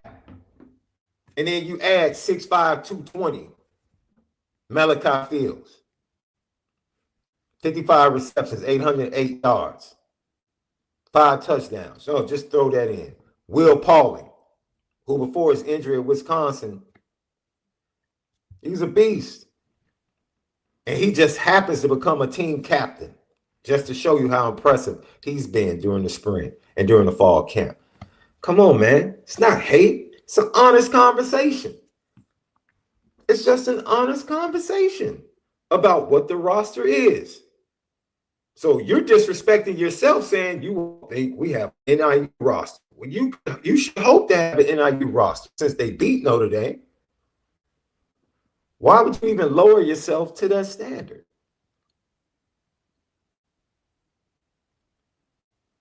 Your roster is good. Your roster is going to get better. I believe that. I believe their roster is going to get better and deeper. But as it currently sits, no, I'm just not buying the perception that people want to give, even Notre Dame fans. I don't know. Their defensive line is this. Their defensive line is that. Where? Show me the on-the-field proof. If you're just going by names and what people are saying, I need to see it. I need to see it. As I said, I saw the 4 dudes that returned and that defensive line that took Notre Dame to the national championship. Those 4 dudes are coming back. Minus Howard Cross, but heck, at that point, he was injured and he really wasn't in the top 4 from a snap standpoint. The top 4 dudes snap-wise, they return. And then throw in the 2 dudes that were our best pass rushers coming back. And Boubacar Traore looks like a beast. He's bigger, stronger, and faster. So stop, man. Stop with the hyperbolic stuff. Oh, man, you guys are calling us NIU. Stop, man. Nobody's calling you NIU. We're merely pointing out that going into the game, Notre Dame has the better and deeper roster. That's it. That's it. And that's a fact. It's a fact. You can't even refute that. And that has no bearing on the game because we see all the time teams with weaker, I don't want to use the word weaker, teams that don't have the deepest roster end up beating the team that has the deeper roster. We've seen it. We've been on the receiving end with Northern Illinois, with Stanford, with Marshall under Marcus Freeman. That's something that we're going to have to get over as a team this year, Left. We have to get over that hurdle. We can't be losing those types of games anymore. Just can't. And so it is what it is. It is what it is. Lucky Lefty Podcast. All right, fans. Don't forget 6:30 tomorrow night. Tony Rice right here. Andre Brown, receiver for the Canes. He'll be with us later in the week. We got you covered with this rivalry and the game coming up Saturday night. Bleav, the last perception is this game going to come down to the quarterback play? No. Will this game come down to the quarterback play? Carson Beck. Absolutely not. Okay, break it down. Why won't it come down to the quarterback play? No chance of it coming down to the quarterback play because we are not quarterback dependent. We weren't quarterback dependent necessarily in the playoffs. And so it hasn't changed because our roster has only gotten better. And what I mean quarterback dependent is we don't need CJ to throw for 400 yards and 6 touchdowns to beat this team. The harder of the two is to do that. I truly believe that he can have 250 yards and 2 touchdowns and we still be able to pull off a victory. Conversely, Carson Beck, in my opinion, has to have 350 yards and 5 touchdowns to win this game. I just don't believe you can beat Notre Dame one-dimensionally. I think Ohio State showed that if you can get us on the ropes in the run game, and it's not even to be killing, but just deafening enough. I mean, Ohio State hit us in the right times in the run game that just kept us off balance, and then we just became predictable like we usually are, but in a detriment, because then it just became we're selling out to stop the run. We're firing one-on-ones, but we just didn't have the matchups that – well, nobody had the matchups last year for that. So Miami, if they can't run the ball early, I just find it hard for Carson Beck to overcome that, which he hasn't even shown at Georgia, and they was winning championship after championship. So it does change the game if you can make big plays. I just don't think Carson Beck has enough with what he's going against to know. I mean, with transfer receivers, a transfer quarterback, young receivers that they like, but it's just a lot of questions when the live bullets start happening, where as opposed to we know what we got.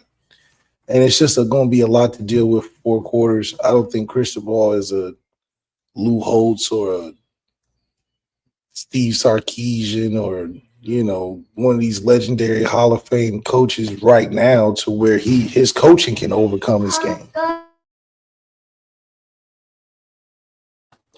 Once again, we're talking about quarterback and Carson back. Like I said, look, the truth of the matter is, last 2 years, this man's thrown for 52 touchdowns, 6,900 yards, man. That's not to be overlooked.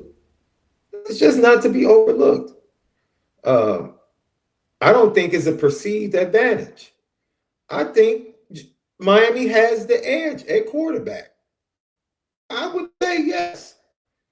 Just on face value. I'm not talking about what's being asked of. Now, when you start bringing in nuance to the conversation, Left, and saying, okay, Miami is asking Carson Beck to do this, and Notre Dame is asking CJ CARR to do this. That's an entirely different layer. But I just want to talk about base level. When you look at it, experience, production, there's a clear advantage at the quarterback's position for Miami in this game.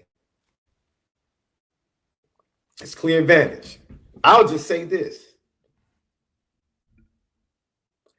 If you ask Carson Beck, if you tied him up, if you gave him a shot of truth serum, or if you tied him up to a lie detector machine,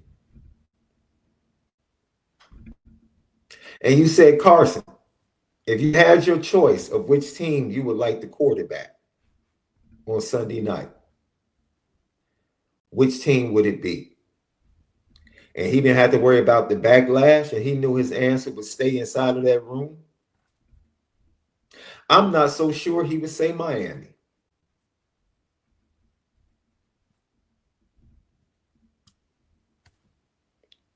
I'm not sure either. Yeah. That's just me. Yeah. All things being equal, I'm not so sure he would say Miami. Because he would not have to go win the game or do as much as he's going to be asked to do for that Miami team on Sunday night. Is he capable? Yes, because we've seen him get hot. I saw that dude go down 28 points on the road at Alabama, and all of a sudden that dude caught fire. They lost the game, though. He caught fire and couldn't miss. And then when it came down to that last drive, which Carson Beck came out? The bad one. The bad one. The bad one. That's the one that came out. So that's like I said, he is, when he's on, he's on. He's on. It's undeniable. His numbers are undeniable. As I said before, you pointed it out. The run game for both teams is very important. Carson Beck is going to have problems if he does not have a run game to complement the strength of his game, which is play action. If he just has a lineup and shotgun and throw all night, it's not going to go well. Because he's going to be in the same spot all night for pass rushers and blitzers. It's not going to go well. He needs a running game. He's the better quarterback, but he's very similar to CJ CARR in this sense. They both need the running game on Sunday night. There's no difference there between the quarterbacks. Decided advantage in favor of Carson Beck, but neither one of them would play well if they don't have a running game to complement them. That's right. That's just the facts. That's just the facts. I will say this. Go ahead, Lef. I'm sorry. Yeah, CJ's going to have the running game, so that's just going to help him, man. It's just going to help him.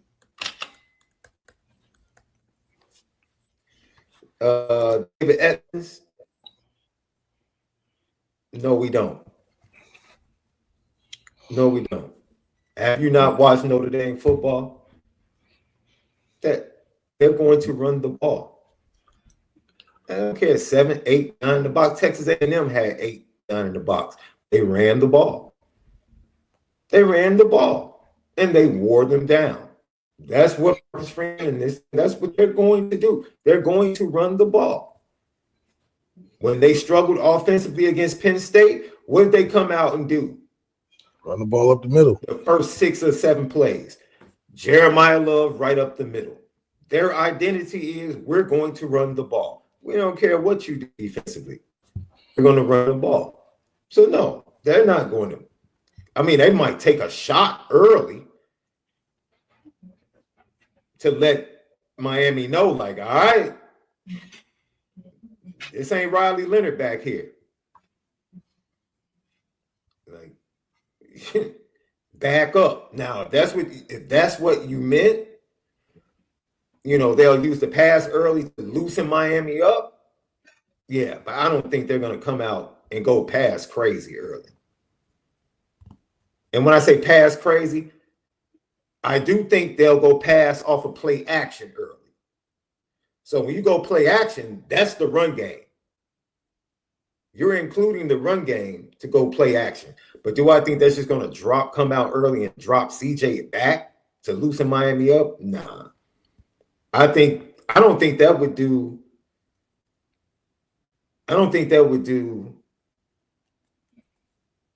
CJ any good, left. That's just my opinion. Early on, just ask him to go drop back and pass the ball. You know, that's just me. You played the position, left. You know, how do you see it? Do you think Mike Denbrock, your former offensive coordinator, would just flat out ask CJ early in the game in the first quarter to just drop back and dissect that Miami secondary? I mean, out of all of CJ's passes, I'd probably say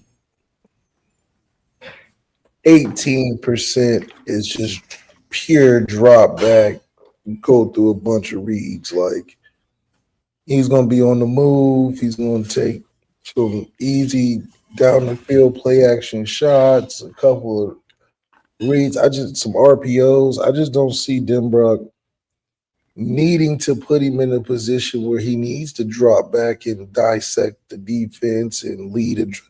It's just more of management. And then he'll have his plays. I'm sure he'll insert that CJ is really comfortable with, because there's nothing I believe Miami is going to take away from us because we can run the ball.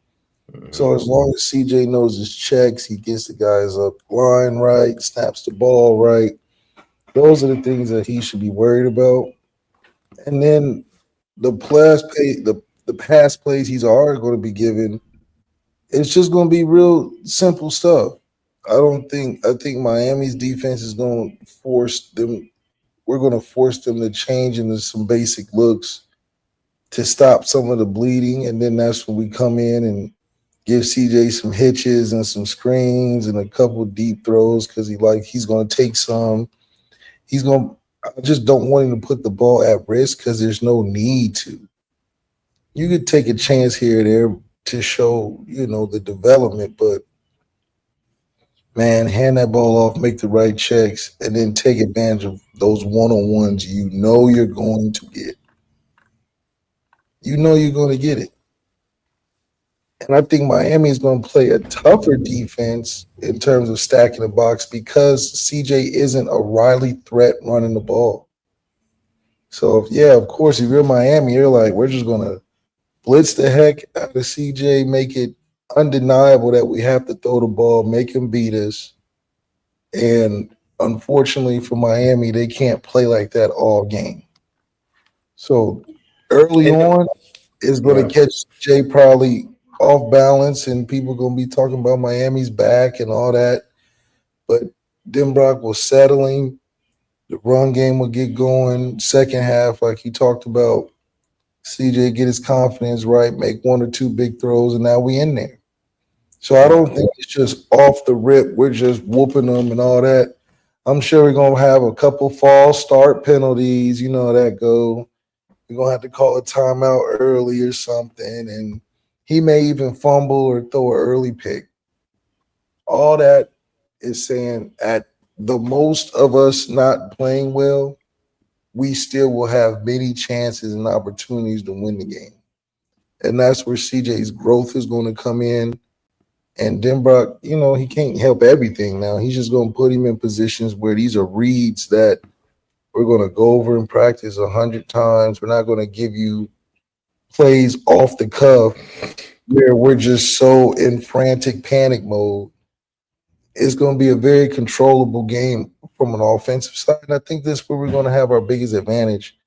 And CJ obviously getting the starting role is mature enough to go along with the program, and we just want to make sure that he's not a turnover machine.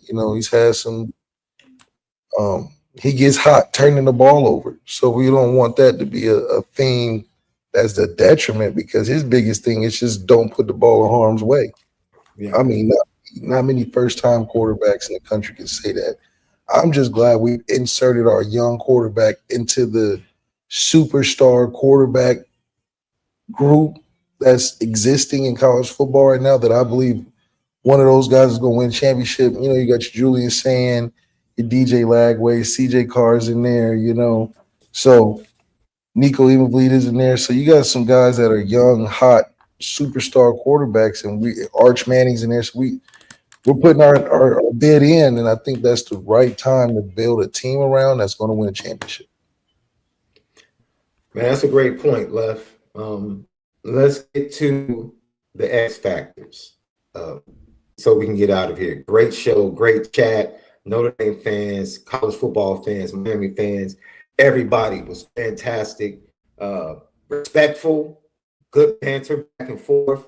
Man, come back and join us, man. Let everybody know this is where you can have fun, chopping it up with college football fans and fans from all across college football, led by the best fans in the world, LL Nation and Notre Dame fans, right here, Lucky Lefty Podcast. All right, Lev, your X factor. I have my offensive X factor. I have my defensive X factor. Who you got? Offensive X factor, I want to say Jeremiah Love. He's our best player. I want him to have a great game of the year, statement game, money game, all of that. I want him to be featured. I don't think that they can stop him, and that's going to set off everybody else. So I think that's a statement Denbrock should make, because they did him wrong in the championship game, giving the ball 4 times. So put everybody on notice. This is our best player. Let him shine on Sunday night. Okay, you got anybody else defensively? Defensively, I would love to see one of our DBs establish our DB dominance. Christian Gray have picks. Leonard Moore make a couple plays. I think that would set the tone and calm our defense down for a bunch of guys playing together for the first time. So I think let our strongest unit lead, and Leonard Moore's our best player defensively, so let him lead with some picks, and let's make it happen. All right. I'm going to give the X factors from the Miami side, and just doing my due diligence, listening to their own people, talking to the people that cover them, talking to some former players that have been down there to practice that I know. There were some issues early on in camp, shall I say, with Carson Beck and his connection with the wide receivers. They have some talented wide receivers, especially a couple of smaller guys, but Josh Moore, the true freshman, is a big body receiver that can make 50-50 contested plays. They're probably going to give him a couple of chances to make those type of plays on Sunday night. So I was thinking about going with the wide receivers, see if somebody steps up from that group. But the one name offensively that I can be honest, and I told you how much I've been on the record with how much I love Mark Fletcher.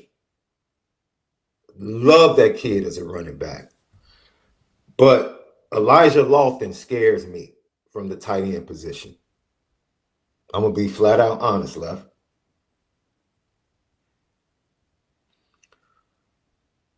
He scares me. It's not scaring me. It's not scaring me. He's a playmaker, bro. He can make some plays. I'm not about to sit up here and dismiss him. He can make some plays.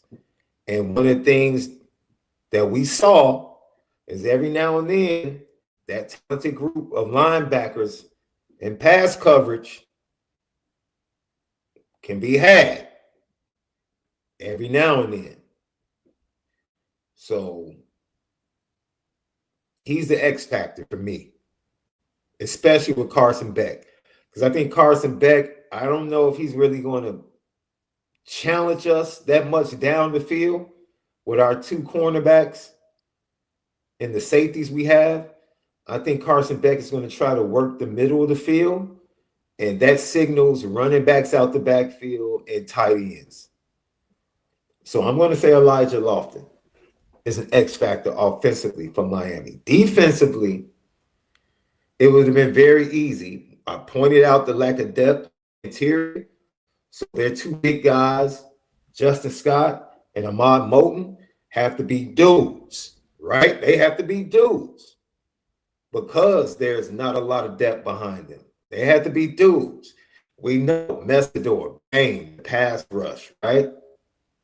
But I started to think about it. They are a primarily nickel defense, 4-2-5 defense.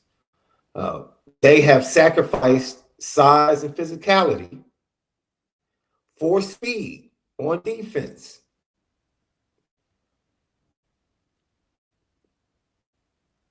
How that fares against a team like Notre Dame from the first snap is just going to come straight ahead and be physical. We're going to find out Sunday night. We're going to find out. But because you lose a linebacker, and we know when Mike Denbrock has been working in fall camp, not just in the running game with his running backs, but how they begin to implement their running backs into the passing game. How you've seen Jadarian Price and Jeremiah Love on the field at the same time, where Jeremiah Love split out to be isolated against linebackers. You saw what Aeneas Williams can do, isolated on a linebacker when he ran the sluggo against Penn State in the Orange Bowl. Mike Denbrock now, like you said, Lev, he knocked the dust off of that playbook, found the one from LSU, and it's like, all right, let's go. So, Lev, I'm going to go to the Miami linebackers, Wesley Vicente and the transfer Muhammad Toure.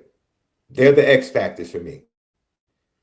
Because without that extra linebacker, they're going to have to be physical. They're going to have to get on the other side of the line of scrimmage, disrupt the run game, and make plays. And they're going to have to defend the running backs at the backfield. They have to be the X factors. Lucky Lefty Podcast. Bleav Network, presented by FanDuel. Thank you for joining us tonight. It's been a great show. Left will be back tomorrow. Hey, man, it's going to be an honor for me, Left, to be in between. Well, it's going to be an honor to be on the same screen with you and Tony Rice, bro. Legendary, man. Tomorrow night is going to be real special for me. As a Notre Dame fan. It really is. So don't miss it tomorrow, 6:30. Tony Rice, right here, Lucky Lefty Podcast. For Left, SD2 mics. Go, hey, please go tap in. Audio, Apple Podcast, Spotify. Tap in with us.